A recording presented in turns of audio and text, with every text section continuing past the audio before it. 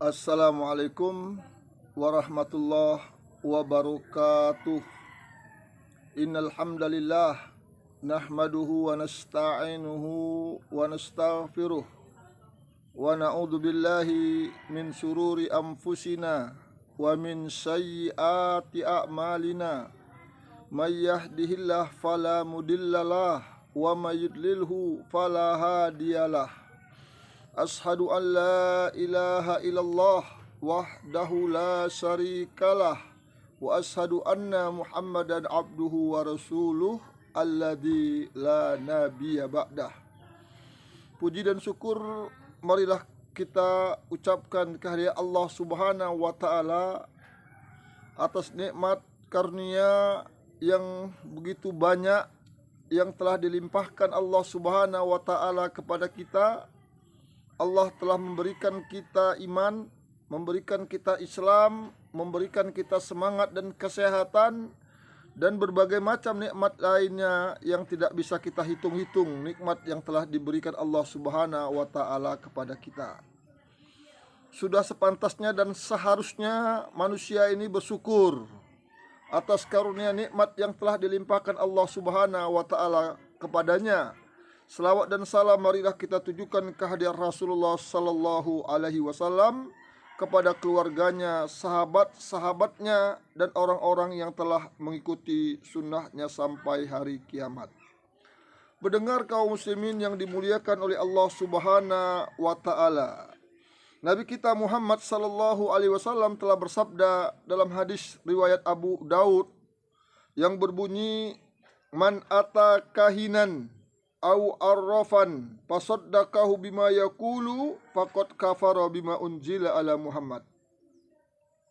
Barang siapa yang mendatangi dukun atau mendatangi paranormal lalu membenarkan, meyakini, mengikuti apa yang dikatakan mereka, apa yang diinginkan mereka, dipatuhi, maka Nabi mengatakan faqad kafara bima unzila ala Muhammad, sungguh-sungguh dia telah kufur, telah kafir terhadap apa yang diturunkan kepada Muhammad.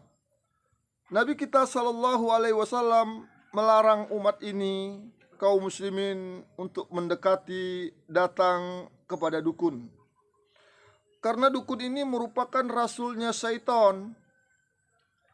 Jadi rasul itu ada dua, Rasulullah yang diutus Allah, yang kedua rasulnya syaitan, rasul yang diturunkan, yang diajarkan oleh syaitan. Jemaah yang dimuliakan oleh Allah Subhanahu wa taala, karena syaitan dukun sangat erat hubungannya dengan para setan. Setan-setan ini mempunyai hubungan erat dengan tukang sihir. Maka setan itulah yang mengajarkan dan menyebarkan sihir itu sesudah turun kepada kedua malaikat, yakni Harut dan Ma'rut di negeri Babil. Allah Subhanahu wa taala menjelaskan kepada kita, memberitahukan kepada kita sebab bahwa telah turunnya ilmu sihir itu diajarkan oleh dua malaikat Harut dan Ma'rut. Lalu setan berusaha menyebarkan kedua yang diterima dari kedua malaikat tersebut di tengah-tengah masyarakat, karena ia bersifat fitnah dan jalan pintas menuju kekafiran. Maka setan-setan ini sangat senang, sangat semangat untuk mengajari tentang sihir, ilmu-ilmu kedikjayaan, ilmu-ilmu kanuragan yang diperoleh dari setan, yang diperoleh daripada dukun dengan memuja-muja setan. Jemaah yang dimuliakan oleh Allah Subhanahu wa taala, sudah terbukti ketaatan pengikut-pengikut dukun sebagaimana ketaatan pengikut Rasul kepada Rasul. Saking taatnya pengikut dukun kepada dukun, perintah dukun berupa ritual berat pun dilaksanakan.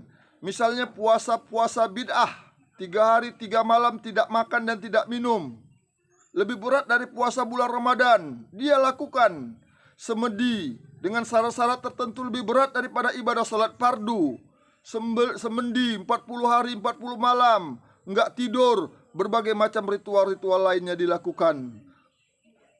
Berikutnya pelaksanaan tumbal, menyembelih hewan. Disuruh menyembelih hewan yang kepalanya ditanam, lebih berat daripada kurban, dapat dilaksanakan. Ini yang dilakukan oleh pengikut-pengikut dukun, mempercayai para dukun, yang dikatakan dukun itu dianggap mereka sebagai rasul mereka. Petuah-petuah dukun dia ikutin, petuah-petuah Rasulullah yang melarang datang ke dukun dia tinggalkan. Ini biasa orang-orang yang datang ke dukun ini karena jahil terhadap agamanya, jahil terhadap Islam, jahil terhadap sunnah Nabi Sallallahu Alaihi Wasallam. Syekh Abdul Azim rahimahullah menegaskan, mereka itu sesuai dengan apa yang diungkapkan oleh Allah Subhanahu wa taala dalam Al-Qur'an, surat Asy-Syura ayat 221 sampai 223. Allah Subhanahu wa taala berfirman, "Hal unabbiukum ala man tanazzalu syaiton ala sayatin, hal unabbiukum ala man tanazzalu sayatin, tanazzalu ala kulli afakin athim, yulqunas sam'a wa aktsaruhum kadibun." Apakah akan aku beritakan kepadamu kepada siapa setan-setan itu turun? Mereka turun kepada tiap-tiap pendusta lagi yang banyak dosa. Mereka menghadapkan pendengaran kepada setan itu, dan kebanyakan mereka itu adalah orang-orang pendusta. Jadi ini yang diinginkan oleh setan itu, manusia menjadi pendusta, mendustai agamanya, mendustai apa yang dikatakan Allah, mendustai apa yang dikatakan nabinya, mendustai seluruh kebaikan-kebaikan yang telah diturunkan kepada Nabi. Oleh sebab itu, setan tak sudi menjadi pembantu manusia, hingga manusia itu melakukan kekufuran kepada Allah Subhanahu wa taala.